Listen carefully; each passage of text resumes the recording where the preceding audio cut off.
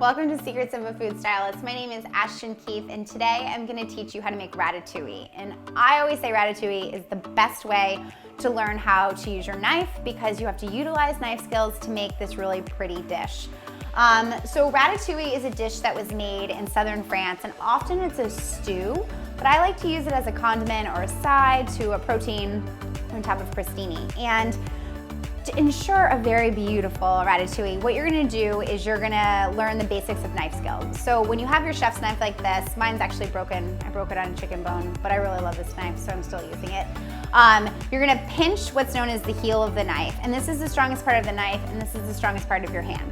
So you're gonna pinch the heel and you're gonna wrap your hand around. And then the second tip I have for your knife skills is you want to make sure your knife never really leaves your board.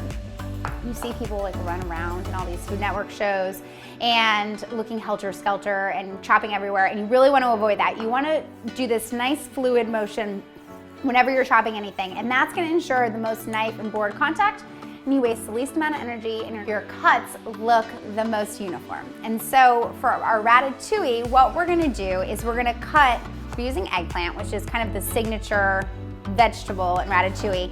The big tip for this is that you want to make sure all of your shapes are a little different, and this is going to make a really beautiful dish. So I kind of just cut them haphazardly like that. And I like the different shapes on this because it adds a nice texture without really having to do anything. So I'm going to chop up 2 eggplant just like this. And you want to look for eggplant that's super heavy and nice and firm. So you guys will see that I'm staying close to the board with my knife. And I'm gonna do 2 eggplant. One of my favorite things about this particular ratatouille is that it's all done on one sheet tray. So it cooks very fast and everything's in one place and you don't have to worry about getting anything dirty. There's no pots or pans. And I've set the oven on 425 degrees and we're just gonna let this roast for an hour. And I'm going to use celery. So again, food stylist secret, these little green things are really beautiful. They add a lot of texture and flavor. So celery leaves are gonna go in with our celery. And you'll see I'm just cutting on this diagonal. Celery is the veg of 2019. Well, actually it was like the veg of 2018, but now it's the veg of 2019 because it's still happening. And I'm gonna use an onion. So I'm just gonna cut off the bottom, I'm gonna cut off the top, and I'm gonna make a mess and gather all this stuff up. And unlike how you usually cut an onion, this one's a lot easier. So you're just gonna take off the papery skin just like this. And because we're doing big rough cuts, I'm not worried about it being perfect. So you're just gonna go in half like this and give a nice big dice. And you'll see again how my knife is staying really close to the board. And again, dropping things. Okay, cool, so that is that. And then I'm using a tomato, just like this. And again, I like the idea of cutting these all kind of a little bit differently. The other stylist secret that I have to say is that you want to cook in season, and ratatouille is a really good example of this because it's usually made in the summer. So if you are making this in the winter, you might use carrots and beets and onions and winter veg or turnips or parsnips, anything like that. And if you're in the summer, you're gonna use eggplants and tomatoes and all that good stuff. And then I'm gonna add garlic to this because you have to have garlic.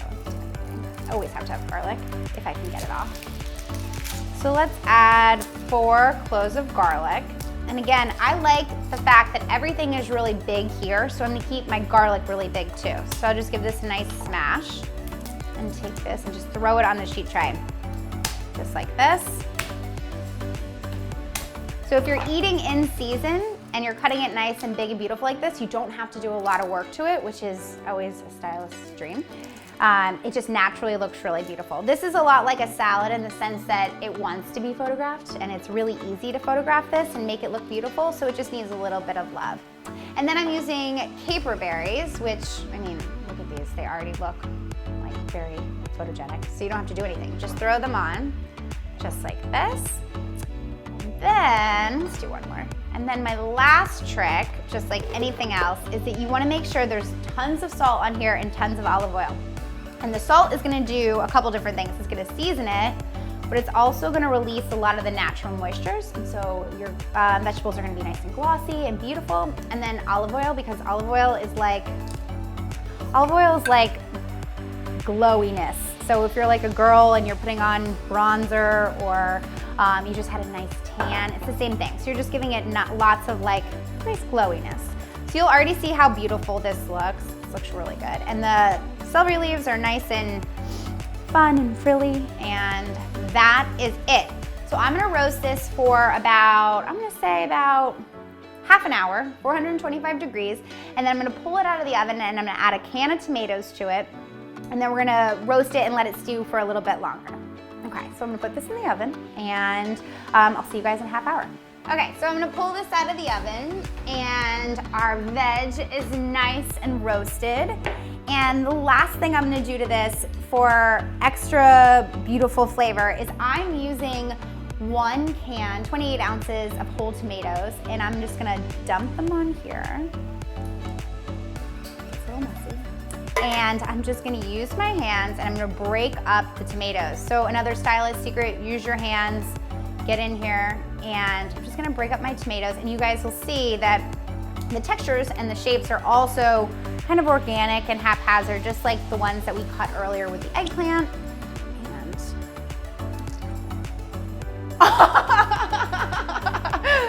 And it's all over the floor and all over my arm. Hold on, I'm gonna do 2 more so then I can wipe myself down. I made it. It's not on my white shirt yet.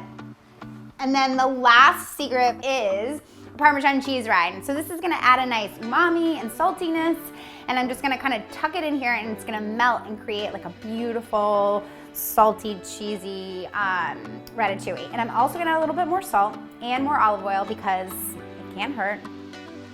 And that is it. So I'll give this a mix, and then I'm going to throw this in the oven again for another 25-30 minutes at 425. And when it comes out, it's gonna be nice and beautiful and dippable for my bread or as a side to a protein. So we're gonna take our ratatouille out of the oven. Let's see what this looks like. Ooh, it's heavy. That's an arm workout.